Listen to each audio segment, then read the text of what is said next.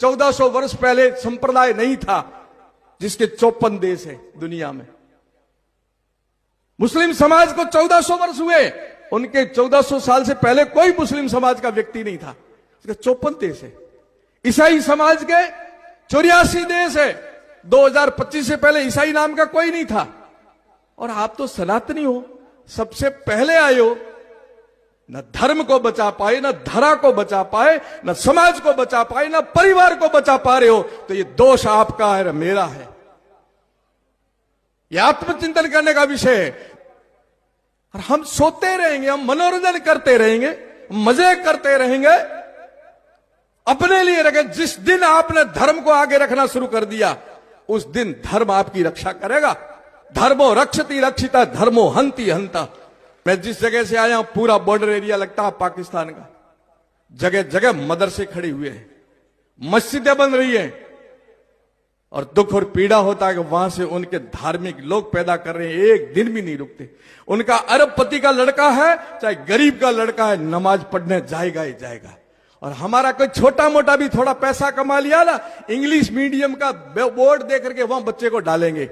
एक को भी गायत्री मंत्र याद नहीं है, ये दुख और पीड़ा के साथ कह रहा हूं। आपको मैं अभी हाथ खड़े करा दूं, आपको भी गायत्री मंत्र याद है, उनको कलमे आयत कुरान सब याद है। तो ये दोष हमारा है कि उनका है? मदरसे खड़े हो रहे हैं तो दोष उनका है कि हमारा? हम गुरुकुले क्यों नहीं खड़ी करते? हमने गुरु परंपरा क्यों खत्म कर दी? ये मठों में, आश्रमों के अंदर गुरुकुले होनी चाहिए, वो क्यों बंद कर दी? हमने नव सृजन बंद कर दिया और घरों में से संस्कार निकाल दिए।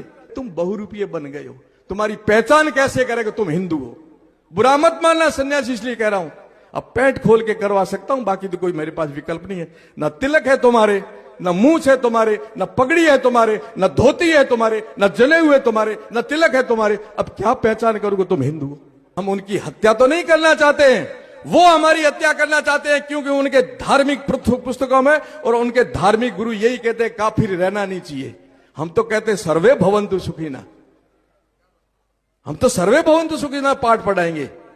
ये जो जनसंख्या बढ़ करके जिनका है ना गजवाई हिंद करने का सपना, उस दुस्वप्न को भी रोकना है तो हमें रोकना है कि ये भारत पर हम बैठे हैं, हमारे कालखंड के अंदर तुम्हारे कोई सपने साकार नहीं होने देंगे।